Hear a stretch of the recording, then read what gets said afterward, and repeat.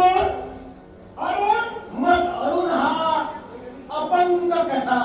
याला कारण सुद्धा तुम्हीच होतात. आम्ही होय. कसे? याला कारण कसं नाही तुम्हाला सांगतो. ऐकूया. कारण प्रत्येक वेळा माझ्या आईच्या अंड्यांवर हल्ला आणण्यासाठी तुम्ही तत्पर झालात आणि त्यावेळी पुत्राचा असो पुत्र वात्सल्य माझ्या आईच्या अंतर्गावाला निर्माण झालं. आपल्या सौतीला सारे ते सहस्त्र पुत्र झाले आणि त्याचा पुत्र वात्सल्यापोटी घडविला त्या आईला कंटाळ म्हणून नव्हे, म्हणून नव्हे. सहस्त्रनाथ जन्माला आले. दोन अंड्यापैकी एका अंड्यातून सहस्त्रनाथ जन्माला आले. तरी सुद्धा तुझी आई मातृत्व स्वीकारत नव्हती. अरे तुझ्या आईला दिलेला अंड यातून जन्मच होत नव्हता. म्हणून केवळ देशानं, राजानं, नव्हे तर सोबतीमत्सरानं तुझ्या आईनं ते अंड त्यावेळीच बोललं. लक्षात ठेव. बरोबर. म्हणूनच बरोबरच आहे. मी चुकीचं सांगत नाहीये. नाही तू चुकीचा नाही मोठा करतोस. नाही, एवढंच नव्हे.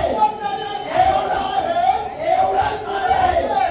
तर तुझ्या आईनं केलेलं कपट आणि या कपटाला अनुसरून आम्हाला जाब विचारतोय की तुम्ही काय त्या स्वयंवरासाठी पेटून उठून जेव्हा धर्म केला का केलं हे सांगतोय. एवढ्या विश्वाच्या खाली तुझ्या भावानं तुझ्या आईला काय शाप दिला? एकच की सहस्त्र वर्षाचा तुझ्या जीवनातला दास्यत्वावर करावा लागेल. अरे तीच तर गोष्ट आम्हाला नको होती. तुम्ही आमच्या आईला कधी आई मानलं नाही. अरे आमची सावत्र जरी आई असली तरी आई म्हणूनच आम्ही तिच्या जवळ पाहिलं. तुझ्या आईजवळ मागे हे सारं का केलं तर तुझ्या भावाचा शाप हा सत्यच होणार होता.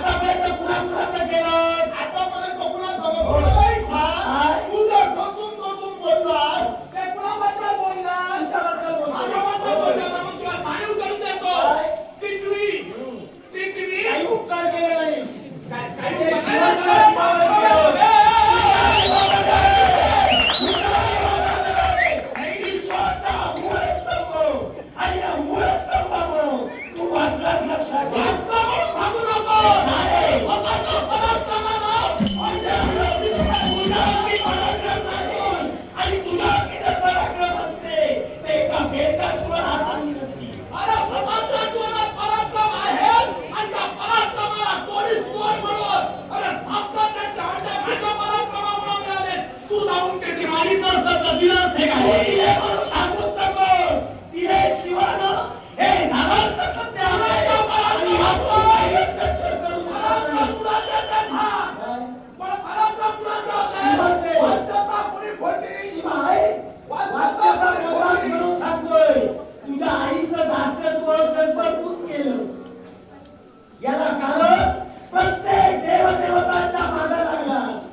त्यावेळी सांगितलं माझ्या आईनं दास्यत्व केलं, माझ्या आईनं दास्यत्व केलं. आणि लाज वाटायला लागली तुला. अरे तुम्हाला पहिली लाज वाटायला लागली. स्वतःच्या आईवर, अरे स्वतःच्या आईवर दास्यत्व करण्याची वेळ आणणार आहे. अरे तुम्ही पुसरात असले. अरे नशीबभर विश्वाच्या ताई तुमची अप्रू जाणार होती. आणि वाचलेली. हजारो वर्ष इंद्राची सेवा करण्यापेक्षा माझ्या आईची गेली तर काय झालं? अरे गरजच नाहीये. तुम्ही माझी अब्रू वाचविण्याचा प्रयत्न करू नका. तुमचं रक्षण तुम्ही कसं करणार ना याचा विचार करा. अरे गेलो तर गेलो, पण तुझ्यासारख्याला घाबरणार नाही. माझ्यासाठी तुझ्यासारखे कित्येक योद्धे पाहिले कळलं का? पण हार म्हणून केव्हा गेलो नाही. कुणाबद्दल बोलतोय? चाललंही नाही. कुणाबद्दल बोलतोय? बरेच जण म्हणजे- माझ्या भीतीबद्दल. अरे माझ्या भीतीमुळेच साऱ्याचा तुम्ही पळता. कुणाबद्दल बोलतोय? लक्षात ठेवा आणि बोल. ते त्यावेळी पळून गेले, आता पळणारे कुणीच नाहीये. आता सारे तर जागेवरच आहे. तुला घाबरून पळण्याचे दिवस राहिले नाही. अरे जाग्यावर जरी असला तर तुमची जागा हलवण्याची ताकद काय तुझी हिंमत आहे? मग बोलूच नकोस कोणी आचरणारा. तुमचा मार्ग रोखण्यासाठी इथं आलोय. मग कृती कर आचरणात ठेव. अरे तेच आचरण म्हणजे तुमचा मार्ग रोखण्यासाठी इथं आलोय. कोणत्या प्रकारे हे मार्ग रोखणार आणि कसं करायचं कोणाला लावतात हे मला माहित आहे. पराक्रमाची परीक्षा करेल, विश्वाचा आकार निर्माण करेल. पण ज्या शेषनागाच्या पोटी जन्म घेतला, त्या शेषनागाच्या पोटी जन्म घेऊन या विश्वावर, या गरुडाला आदर्श मानवलेला. अरे या गरुडा, आम्हाला गरुडा सर्व जिवंत गरुडाला घ्यायचं आहे. आणि सध्याच्या सदैवचा कौल आहे. घराच्या आवाजासाठी हा गरुडेचा मानव शिकायला तुला आवाज.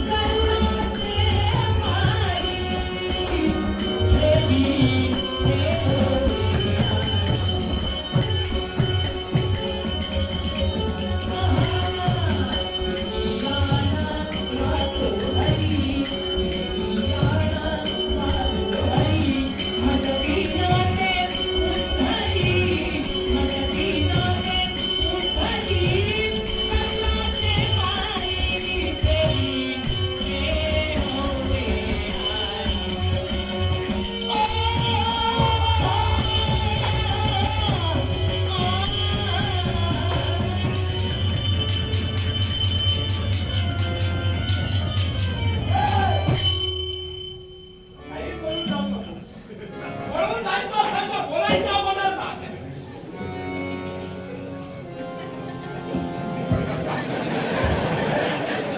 वळून जायचं असेल बोलायच्या अगोदर जा. तुझ्या बापाची शपथ आहे. म्हणजे असा अर्थ तू घाबरतो. घाबरलो असतो तर शस्त्र मागायला घेतलं नसतं. बापाची शपथ का? याला कारण आहे. तुझ्या आईची शपथ आहे तुला.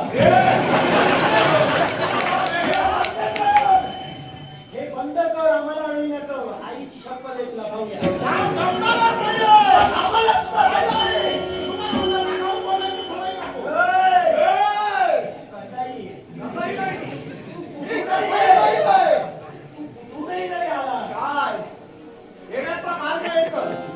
आलास पण काही कामाचा नाही. हे समजलं. काही कामाचा नाही हे कामाबद्दल बोलतोस ते समजलं. तुझ्याबद्दल बोट दाखवण्यापूर्वी चार बोटं तुझ्याजवळ वळतायची जाऊ दे ना, ती चांगली चार बोट हो मारते. नाही. प्रत्येकाला वाटतं आपण करतो तेच चांगलं. बोटाचं काही काम नाही. बरोबर काहीच असेल तर सांगतो. त्या बोटाचं काही काम म्हणून जिथं काम नाही तिथं बोट जाणार आहे. लक्षात ठेव. म्हणून तुझ्याजवळ बोट असलेलं इच्छा आहे माझी. हे तुझं आहे. हे बघ, काय जातोय पडून नव्हे. पडून नाही तर तू जे टिटवीच्या बाबतीत केलंस काय ते आता मी गरुडाच्या बाबतीत करणार. काय? काय काय? काय? विश्वाचा मूळ स्तंभ तुझ्याला जे जमेल